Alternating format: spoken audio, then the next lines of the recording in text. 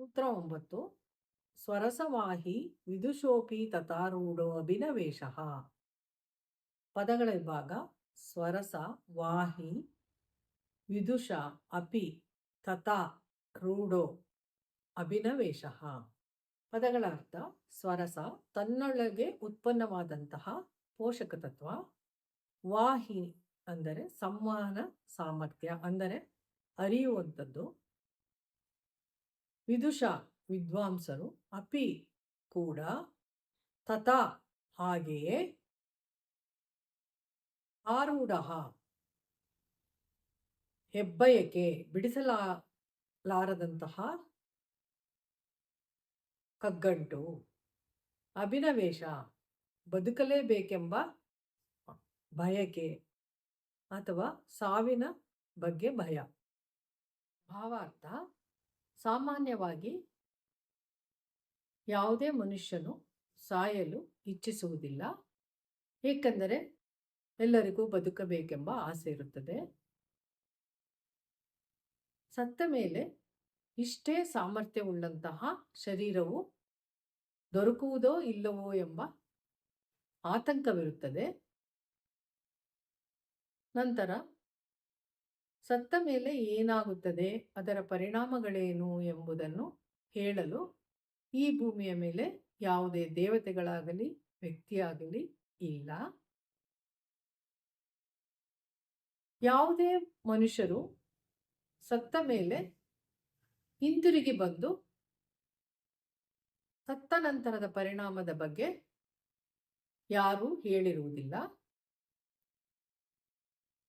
ಮೂರನೆಯದಾಗಿ, ಯಾವುದೇ ಮನುಷ್ಯನು ಶರೀರನಾಗಿ ಸಾವಿನ ನಂತರ ಏನಾಗುತ್ತದೆ ಎಂದು ತಿಳಿದುಕೊಂಡು ಬರಲು ಸಾಧ್ಯವಿಲ್ಲ. ಈ ಮೂರು ಬ್ರಹ್ಮರಹಸ್ಯಗಳು ಅಜ್ಞಾನದಿಂದ ಉಂಟಾಗಿರುತ್ತದೆ. ಆದುದರಿಂದ ಎಂತಹ ವಿದ್ವಾಂಸನೂ ಕೂಡ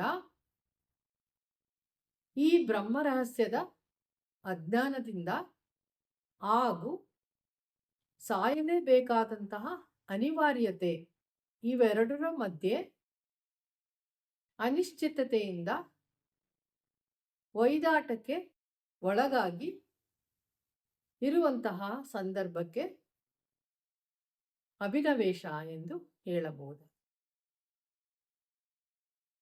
ಸೂತ್ರ 10.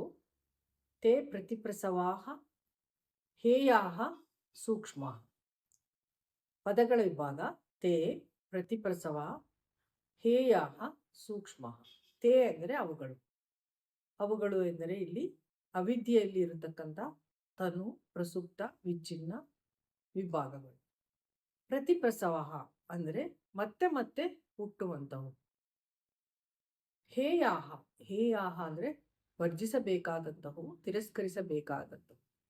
ಯೋಗವಿದ್ಯೆಯಲ್ಲಿ ಹೇಯ, ಹೇಯ ಹೇತು, ಹಾನ, ಹಾನೋಪಾಯ ಎಂಬ ಮಾರ್ಗಗಳಿವೆ, ಅಭಿವೃದ್ಧಿ ಮಾರ್ಗಗಳಿವೆ.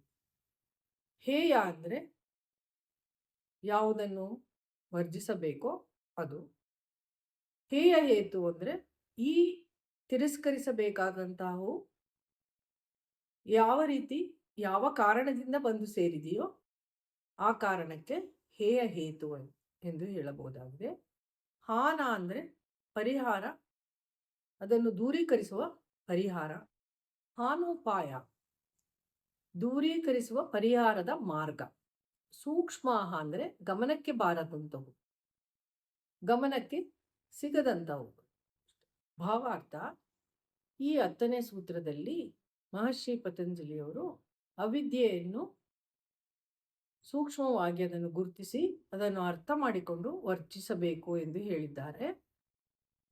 ಇದಕ್ಕೆ ಯೋಗ ಮಾರ್ಗದಲ್ಲಿ ಉಂಟಾಗುವ ಪ್ರಜ್ಞಾ ಪ್ರಕಾಶದ ಬೆಳಕನ್ನು ಬಳಸಬೇಕಾಗುತ್ತದೆ. ಇದಕ್ಕೆ ಜೀವಾತ್ಮನು ಮಹರ್ಷಿ ಪತಂಜಲಿಯಂತಹ ಸದ್ಗುರುವಿನ ಆಶ್ರಯವನ್ನು ಪಡೆದು ಅಷ್ಟಾಂಗ ಯೋಗ ಮಾರ್ಗವನ್ನು ಅನುಸರಿಸಿ ಈ ಅವಿದ್ಯೆಯನ್ನು ಅರ್ಥ ಮಾಡಿಕೊಂಡು ಗುರುತಿಸಿ ಅದನ್ನು ವರ್ಜಿಸಬೇಕಾಗುತ್ತದೆ. ಇದು ಬಹಳ ಸೂಕ್ಷ್ಮವಾಗಿರುತ್ತದೆ ಹಾಗೂ ಮತ್ತೆ ಮತ್ತೆ ಹುಟ್ಟುತ್ತದೆ. ಪ್ರತಿಪ್ರಸವ ಅಂದರೆ ಮತ್ತೆ ಮತ್ತೆ ಹುಟ್ಟುತ್ತದೆ. ಇದನ್ನು ವರ್ಜಿಸಬೇಕೆಂದು ಈ ಸೂತ್ರದಲ್ಲಿ ಮಹರ್ಷಿಯವರು ತಿಳಿಸಿರುತ್ತಾರೆ.